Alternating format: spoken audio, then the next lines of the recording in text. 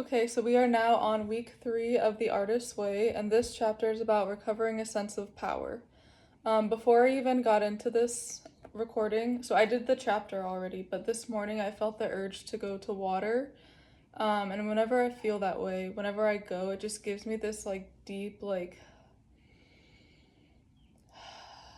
feeling in my soul. And so I went this morning. I feel super refreshed, I feel super good, and we're gonna get into week 3.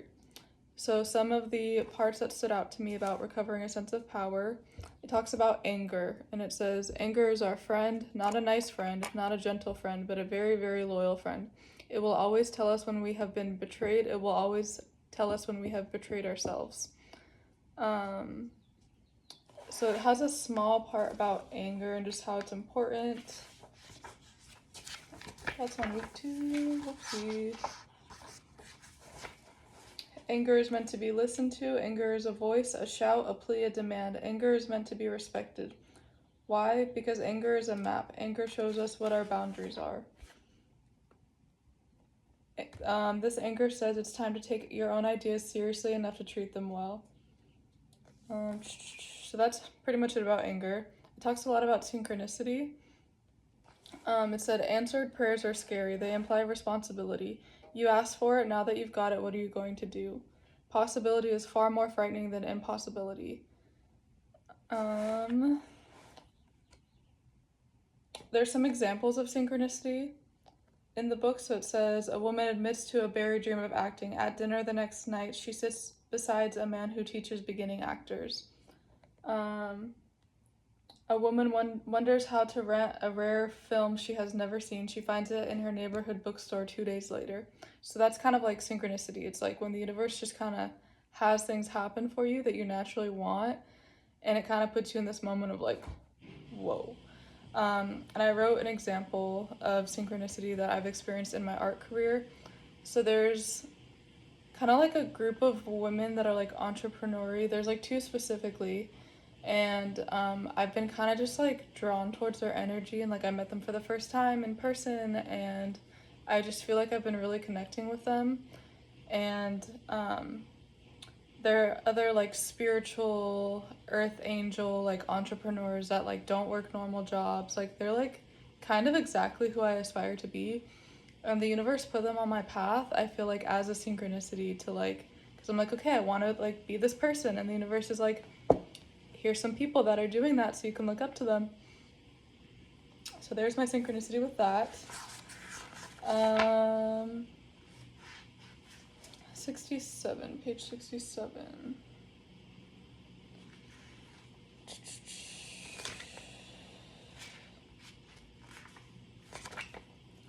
There's a lot of stuff.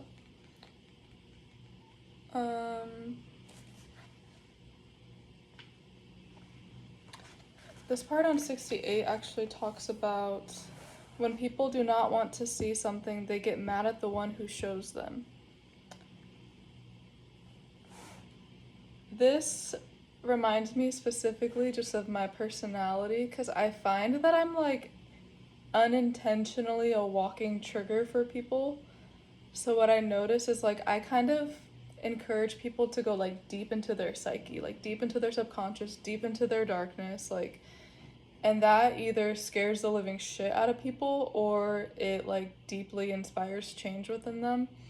And usually even when that change happens, it doesn't happen right away. So I feel like I don't really, I either get people that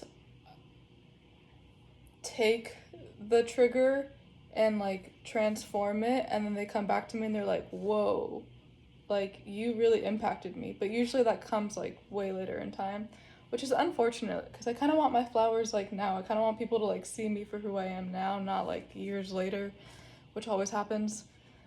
So it's either they do the work and they like go through this massive transformation and they're like, whoa, that's crazy, like you inspired me, or you this, or they get really triggered, they don't want to do the work, and I just trigger them. And I'm never like trying to do this intentionally, it's just kind of like my soul, and it's a very interesting lesson that I go through in this lifetime. So that's like kind of related to art, kind of not. I don't know. It just a speaking point.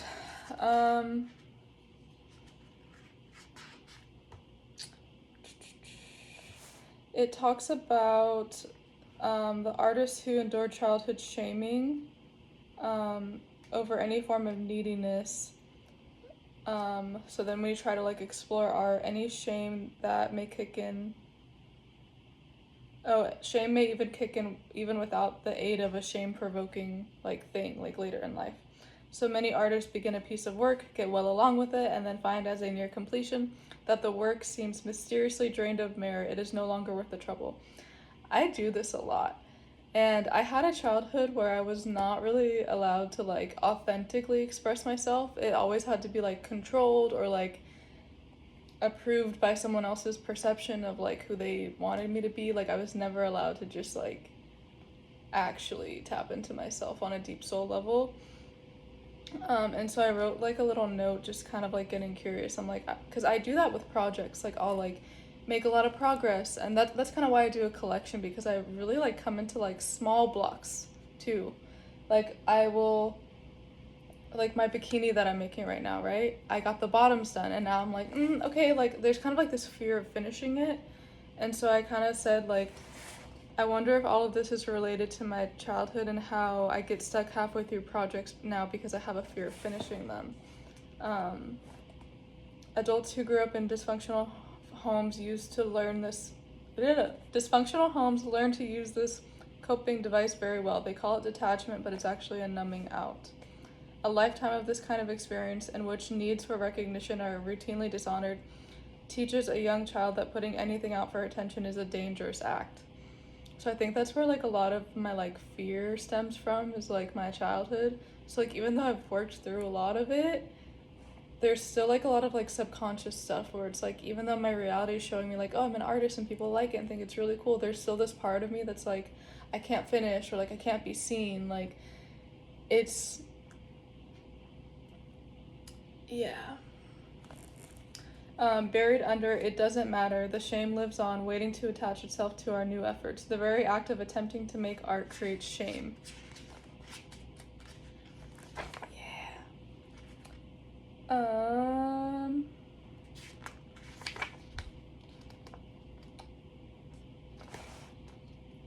Let's see what else is important here. Many blocked people are actually very powerful and creative personalities who have been made to feel guilty about their own strengths and gifts. This part that I'm about to say kind of resonated. It said, without being acknowledged, they are often used as batteries by their families, friends, who feel free to use their creative energies and disparage them. Not really like in a disparaging way, but sometimes I feel like people treat me like I'm a factory with my art. Like they're like, oh my god, like just like, not in the sense of like, oh, encourage me. Like there's a difference between the people that are supportively trying to encourage me to get out of my artistic rut, you know? That's one thing. That's like supportive. But sometimes I just feel like this kind of pressure to just like produce, like mass produce, and it's like, I'm not a factory. Like I know everyone wants art from me, but like I need resources, I need like time, I need to live life so that I can feel inspired. Like, and also everyone's like, oh, do you have a website? Do you have a website? Like, give this, right? Like you ship things, right? Like, and I know it's like good intention, but sometimes it's just, I don't think people realize how hard it is to be an artist. Like how many details you have to do. Like, okay, like if I get the business license, then I have to get a business bank account, and then I have to make a website, and then I have to do taxes, and then I have to count every single thing that I'm purchasing, and then I have to see my costs, and then I have to make sure like there's so much that goes behind the scenes. Like you guys don't realize. And so, but I don't want people to think that like them pushing me to get out of a creative block, or just like genuinely caring about like me making stuff and like feeling inspired. That's not like what I'm talking about. It's just when people just expect me to be like up and running like a fully functioning multi-million-dollar business right now. Like, are you gonna give me the resources? Are you gonna sit here and like calculate every single thing that I'm like, It's hard. There's a lot of stuff that I have to do with this artist life.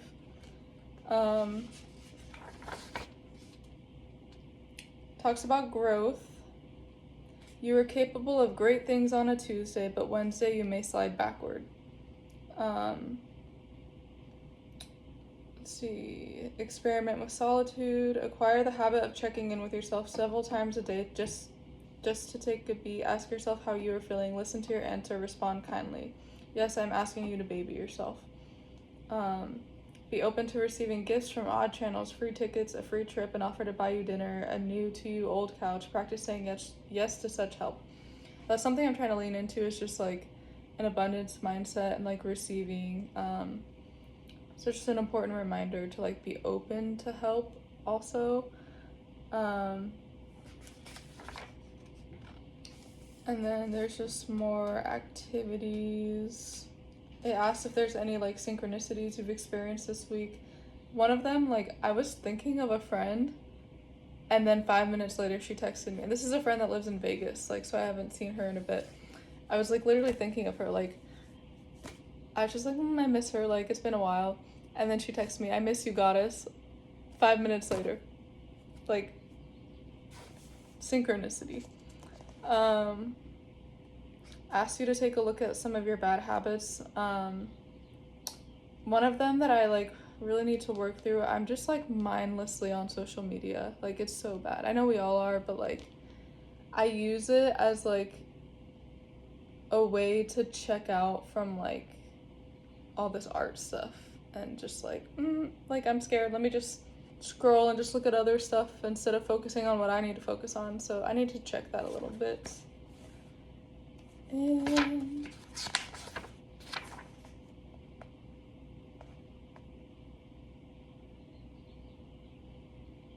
what's your favorite thing about your room right now? It talks about your childhood room. I said I like that I don't have to hide anything, because my childhood like room, like my mother was so controlling. Like I didn't have any privacy. I didn't write in a journal until I was an adult, and I started locking it away in a safe.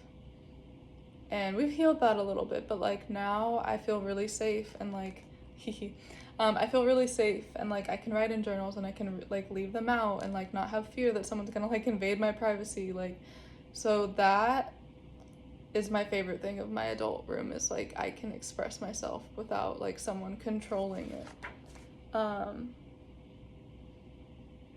Just a couple of other small things, but I think that's it for week 3. And I think next week is the one where you like do a social media blackout, or like you don't go on anything, so that's kind of great timing. I don't know if that is for sure, but I know there is a part in the book where you're supposed to like, I don't know, we'll find out. I haven't read it yet, but